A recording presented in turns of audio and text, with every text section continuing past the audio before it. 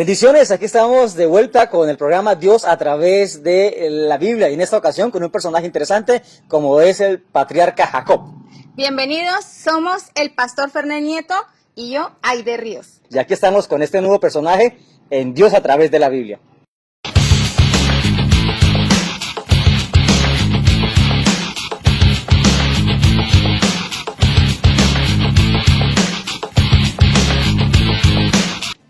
Bien, pero ¿quién era realmente Jacob?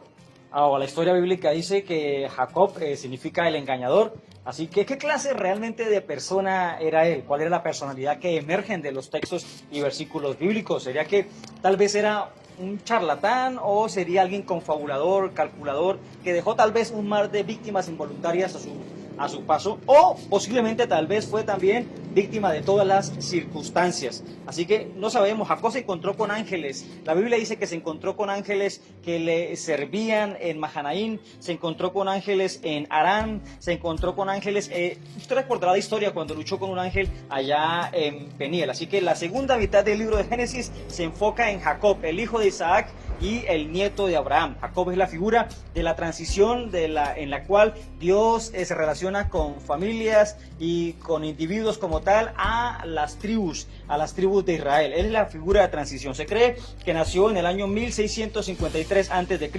en Canaán, en un lugar llamado Laharoy, y 20 años después de que se casaran sus padres Isaac y Rebeca, cuando su padre Isaac tenía 60 años y su abuelo Abraham tenía 160 respectivamente. Murió en Egipto alrededor del año 1506 a.C., a la edad de aproximadamente 147 años. Y bueno, desde el nacimiento, desde el útero, ya este hombre Jacob tenía problemas, conflictos con su hermano, en este caso Esaú. Y es interesante porque todos los patriarcas, cuando usted lee la Biblia, se encontrarán de que tuvieron más de un hijo. Abraham tuvo, por ejemplo, a Isaac, Ismael abandonó la tradición judía. Isaac tuvo a Esaú y Jacob, pero Esaú desafió las circunstancias constantemente.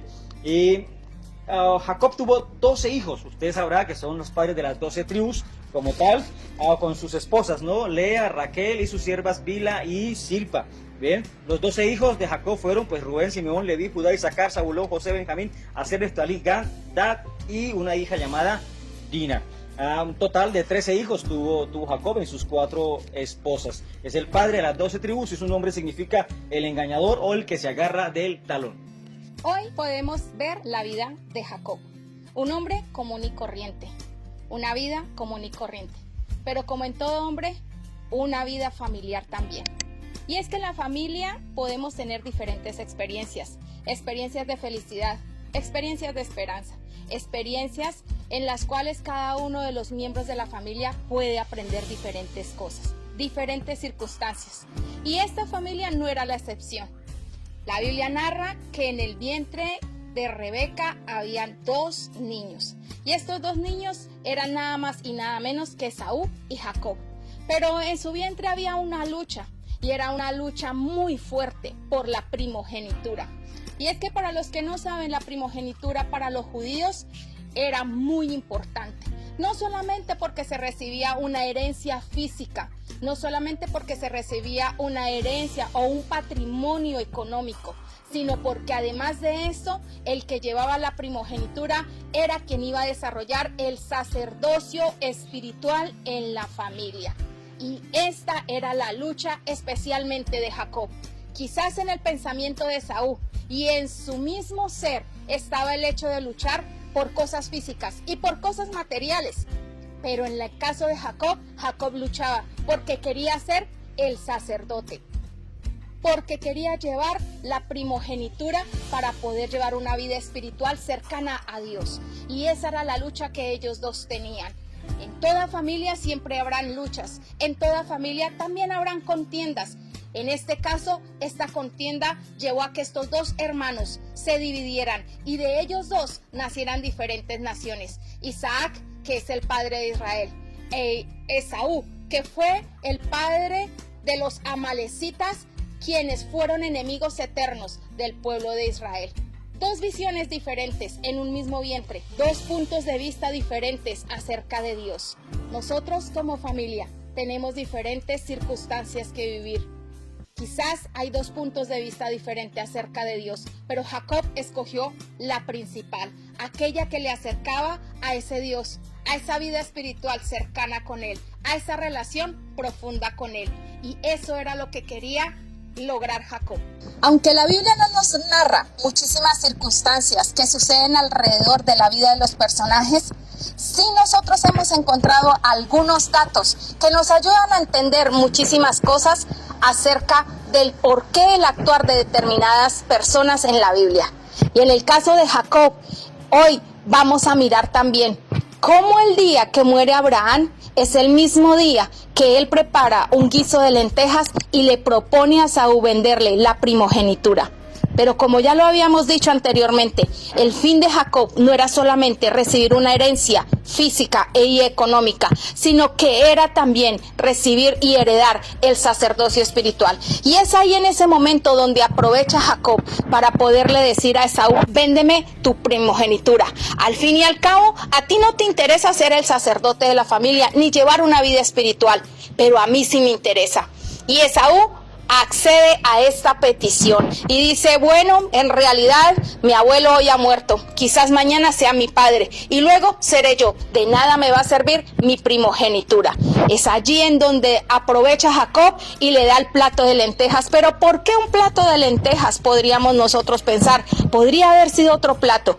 Es que resulta que en la tradición judía, cuando estaban de luto, ellos preparaban un guisado de lentejas. ¿Por qué? Porque la lenteja es redonda y la lenteja simboliza que siempre habrá un ciclo en la vida. Nacemos y morimos, pero igualmente tenemos una eternidad, y en esto creía Jacob, mientras que Esaú no lo creía. Es así como Jacob engaña a su hermano y toma lo que podríamos llamar nosotros la primogenitura a través de este plato de lentejas. Jacob anhelaba y deseaba ser el primogénito, por eso la Biblia narra que nació atado o agarrando el pie de su hermano, porque quería luchar por esa primogenitura. Nuevamente vemos a Jacob luchando por estar cerca de Dios y por llevar a su familia a Dios y por continuar ese legado que estaba dejando Abraham en ese momento. Muy bien, Esaú se casó a los 40 años, al igual que su padre Isaac, se casó con una mujer cananea, en la cual, o en el lugar donde habitaban sus padres, su familia como tal, donde ellos estaban viviendo. Era una mujer idólatra, y algunos estudiosos piensan que Isaac quedó incluso ciego por el incienso que esta mujer idólatra ofrecía, o sea, su nuera. Era un tema terrible la situación de la casa, y llegó el momento en que Isaac tenía que bendecir a sus hijos como tal, como corresponde. Una bendición paternal a sus hijos es algo interesante y maravilloso y de gran peso en esa época. Así que llama a la bendición a sus hijos, y instruido por Rebeca, Jacob engaña a su padre para poder hurtar también esa bendición. ¿Cómo le engaña? A su madre le coloca en sus brazos y en su cuello una piel de cabra que hacía ver que era realmente velludo como Esaú, y cuando Isaac lo escucha viene a pedir la bendición. Él dice: es la voz de Isaac, pero es el cuerpo y es la piel de Esaú. Sin embargo, no le coloca mucha atención a este conflicto y otorga finalmente la bendición a Jacob, su padre Isaac. Cuando Esaú llega, se entera de lo que había sucedido, se entera de lo que había pasado, y es tanto el odio, la rencilla, que decide que va a matar algún día a Jacob cuando su padre Isaac muera. Así que, instruido por su madre, nuevamente Raquel, que algunos estudiosos judíos creen que Rebeca tenía como una inteligencia adicional, algo especial tenía para poder entender que a través de Jacob vendría la descendencia del Mesías. Ella lo va guiando, y en este momento le dice que tiene que huir porque su hermano Esaú quiere matarlo. En el camino entonces a Harán, cuando Jacob está huyendo, tiene un sueño interesante. Tiene un sueño en el cual él, dice la escritura, que al dormir allí, él coloca una piedra como almohada y cae en un sueño profundo, en ese camino que va hacia Harán. Y es ni más ni menos que decide dormir en el lugar donde su abuelo había querido sacrificar a su padre, a Isaac. En ese mismo lugar es donde Jacob tiene ese sueño, y es un sueño interesante porque Dios le muestra de repente en ese sueño una escalera con ángeles que suben y bajan y que está apoyada en el cielo y en la tierra. Conecta las dos partes, conecta el cielo y conecta la tierra. Y esto es algo tremendamente interesante y con una simbología muy clara, muy fuerte, muy grande. ¿Está bien? Algunos historiadores judíos creen que lo que Dios le quería mostrar a Jacob era dos cosas interesantes comparados con dos personajes bíblicos. Uno que llegó bien alto arriba y se conectó con Dios, y otro que llegó bien abajo y se conectó con las mismas fuerzas del infierno. Dos personajes bíblicos interesantes como lo son Moisés, que logró conectarse con lo máximo, con la máxima experiencia con Dios, con lo mejor de Dios, y otro personaje que llegó tan bajo como el caso de Coré, que se reveló precisamente a Moisés. Y el mensaje especial de todo esto es que Dios le dice a Jacob: tú puedes escoger o estar realmente y plenamente conectado conmigo, o estar tan desconectado que desciendas prácticamente al mismo infierno. Este es el mensaje de la escalera de Jacob para ti. Tú tienes dos opciones, dos alternativas: o brillar y conectarte con el cielo, o descender y conectarte con el mismo infierno. Aquí no hay medias tintas, no hay grises: o lo eres o no lo eres. Y qué alegría que tú estés viendo este programa para que entiendas que Dios te quiere conectado con su presencia y con su bendición. Ahora bien, al llegar a Harán hay varias circunstancias interesantes. Dicen por ahí que para un engañador hay otro más engañador. Así que Jacob se encuentra con su tío Labán, un hombre engañador por esencia, por naturaleza. Y cuando él llega allí, él se enamora perdidamente de Raquel. Raquel significa cordera pequeña, pero su hermana Lea, la mayor, significa cansada y exhausta. La tradición era que el mayor se casaba con la mayor y el menor con la menor. Es la tradición de esa época, en ese momento.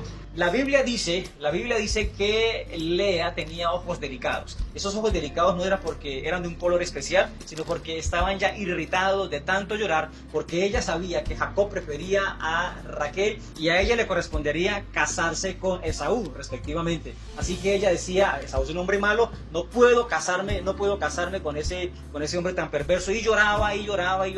Así que cuando llega el día de la boda, Jacob está listo a casarse con Raquel. Las novias en la cultura hebrea se colocan un velo, una jupá se llama esto, y se cree que así como Jacob y Esaú eran mellizos, también Raquel y Lea eran gemelas idénticas. Así que llega el momento de la boda, llega el momento en el cual Jacob tiene que casarse, y este es un momento interesante. Así que Jacob, cuando ve llegar a su prometida, él piensa indiscutiblemente que es Raquel, pero tenían una jupá, tenían un velo grueso que la cubría, así que ve entrar la misma figura porque eran gemelas idénticas. La única manera que tenían en esa época, y no sé si hasta ahora, para saber si realmente era la persona con quien se iba a casar, es que entre los dos hacían una contraseña. Entre los dos hablaban unas palabras, y eso era lo que aseguraba que realmente se casaban con esa persona. La noche anterior se cree que Raquel, al ver la tristeza de Lea, le reveló la contraseña, y ella es quien toma el lugar entonces de Raquel para casarse. Jacob la ve llegar y dice: ella es mi esposa. Él efectivamente le dice la contraseña, ella le responde porque ya había sido instruida por Raquel, pero al otro día, en la luna de miel, realmente no había mucha luz eléctrica para darse cuenta de las circunstancias, así que no había tampoco ese tema de que el novio puede besar a la novia, así que se fueron a la cámara nupcial, y al otro día recién Jacob se da cuenta de que no era Raquel, sino era Lea. Por eso dicen que Jacob era el peor músico de la Biblia, porque pidió la menor y le dieron la mayor en ese sentido. Así que el suegro, el Labán, que estaba confabulado con todo esto, dice: pues la tradición aquí es que primero se casa la mayor, y luego la menor. Así que termina trabajando 14 años más por Raquel porque la amaba, y después de que trabaja unos años más por sus posesiones, decide regresar y salir de Harán. Muy bien, al regresar entonces a Harán, él todavía siente que Esaú tal vez lo está persiguiendo para matar, así que decide hacer una estrategia y enviar pequeños grupos, como anticipando y amortiguando tal vez la ira que posiblemente tendría Esaú. Y cuando Esaú comienza a recibir los pequeños grupos, él le hace tres preguntas interesantes a cada grupo, que son preguntas que tienen que marcar nuestra vida. Él le dice: ¿de dónde vienen? ¿A dónde van? Y de quién los envió a este lugar. Y son, según el Talmud, que es un libro de tradición hebrea, nos habla de que estas tres preguntas son las más importantes para el ser humano. ¿De dónde vengo?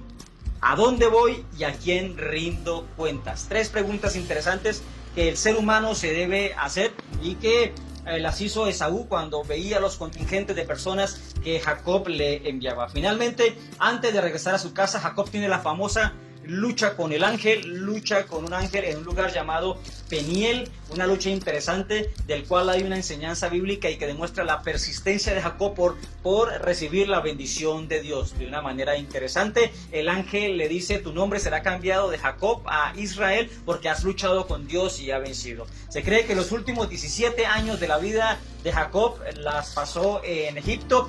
Usted sabe que de una manera milagrosa y providencial Dios hizo que José fuera a Egipto para poder darle la manutención a su familia durante los últimos años de su vida. Fueron 17 años en los cuales Jacob vivió y murió allí en Egipto de una manera interesante, teniendo toda su familia completa como tal. Qué interesante es esto, qué curioso es esto de cómo nace en Canaán y muere también en Egipto, pero rodeado de todos sus hijos y rodeado de toda su familia y cumpliendo el propósito para el cual Dios le había establecido y le había permitido tener 12 hijos. Bendiciones, hemos llegado así al fin de este capítulo del patriarca Jacob, con diferentes acontecimientos en la vida de él. Interesantes acontecimientos que llevan a este hombre a hacer determinadas cosas para poder lograr acercar su familia al Dios verdadero.